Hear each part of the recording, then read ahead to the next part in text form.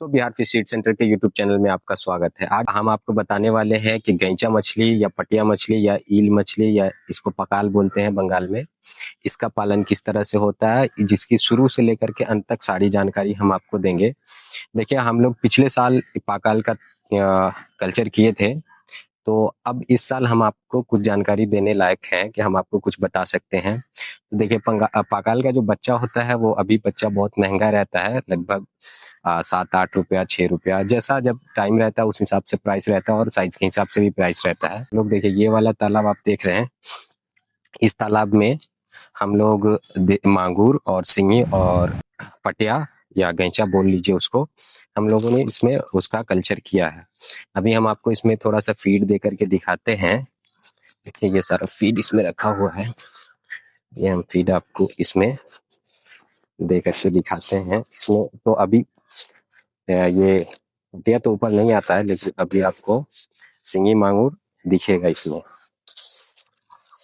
तो हम आपको पकाल या फिर गैंचा या फिर पटिया का जो होता है कल्चर, उसका हम आपको A to Z जानकारी देंगे। सीड कहाँ से मिलेगा, बच्चा किस तरह से होगा, बच्चा कहाँ से मिलेगा, या फिर कितना दिन टाइम लगेगा। अभी जो हम लोग इसमें बच्चा जो है इसमें अगस्त में डाले थे, अगस्त से के आसपास। तो अभी हम लोगों ने एक बार नेटिंग कराया था, तो उसमें जो बच्चा आया था उसका लगभग साइज जो था 100 ग्राम के आसपास था। तो एक एवरेज साइज जो हम लोग मानते हैं पकाल का 8 से 9 महीना में 100 ग्राम आता है।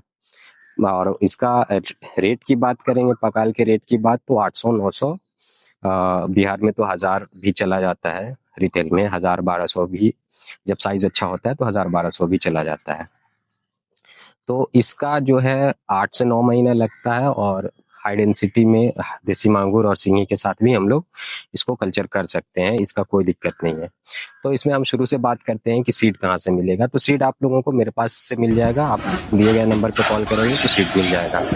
इसमें आपको फीडिंग क्या करना है, तो फीडिंग हम लोग जो फ्लोटिंग फीड कराते हैं ना, तो ये फ्लोटिंग फीड ही करा सकते हैं, या फिर एक डस्ट वाला फीड आता है जिसको ट्रे विधि से हम लोग थोड़ा नीचे करके देंगे तो ये खाएगा। ये जो है पगाल मछली, ये डिजोल्व ऑक्सीजन से ही अपना सांस लेता है, तो थोड़ा सा डीओ आपको मेंटेन करना पड़ेगा। अगर कम डीओ रहेगा तो इसमें इसका मोर्टेलिटी का चांस है, और इसमें आपको डीओ का ध्यान रखना पड़ता है। और ये जो है इसका सीड का साइज आपको जब लीजिएगा तो 2 से 2.5 इंच का ही के आसपास मिलेगा। उसके बाद टाइम जो लगता है हम आपको बता चुके हैं कि अगस्त से लेकर के अभी चल रहा है अप्रैल, तो ये अप्रैल तक का है। अभी लगभग 8 महीना हुआ है, बीच में 3-4 महीना ठंडा है। तो ठंडा हम लोग मछली पालन में काउंट नहीं करते हैं, वो ठंडा ऐसे ही जाता है, क्योंकि उसमें मछली का ग्रोथ नहीं होता है, मछली खाना नहीं खाती है, तो ग्रोथ नहीं होता, बल्कि ग्रोथ कुछ घट ही जाता है। जितना साइज होता है लगभग वही साइज आपको जितना ठंडा के पहले रहेगा वही ठंडा के बाद रहेगा। थोड़ा बहुत जो बीच में आप फीड कराएंगे वही साइज उसका ग्रो किया, और फिर उतना उसका कंज्यूम हो गया, तो वो बराबर रह जाता है। इसमें आप देख रहे होंगे कि देसी मांगूर भी है और देसी सिंगी भी है।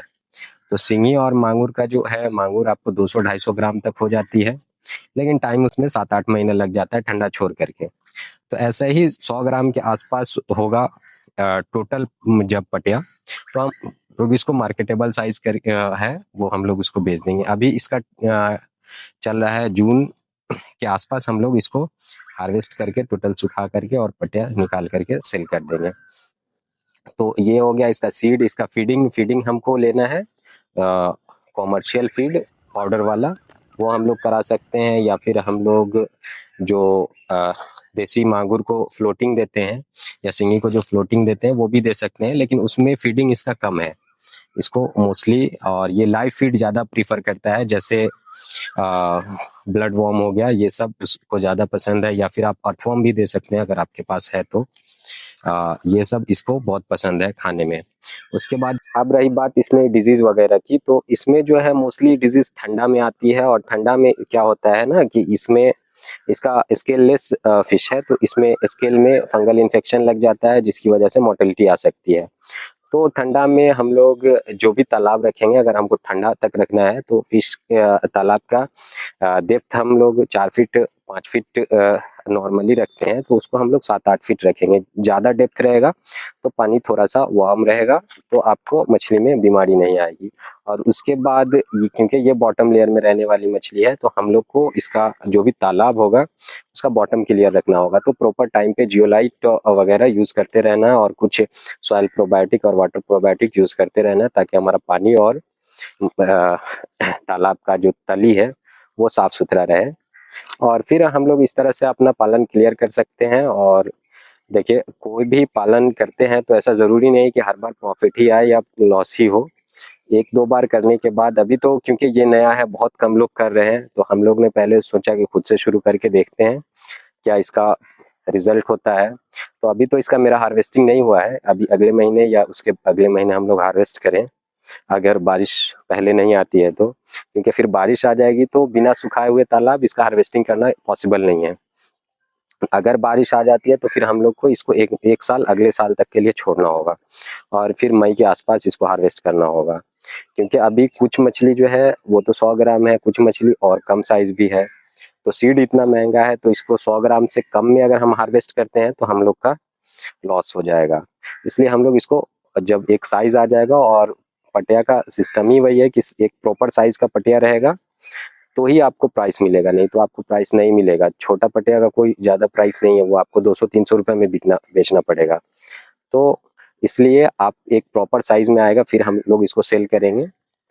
आपको और भी कोई जानकारी चाहिए होगा तो दिए गए नंबर पे कॉल करेंगे। हमारे साथ बने रहने के लिए धन्यवाद।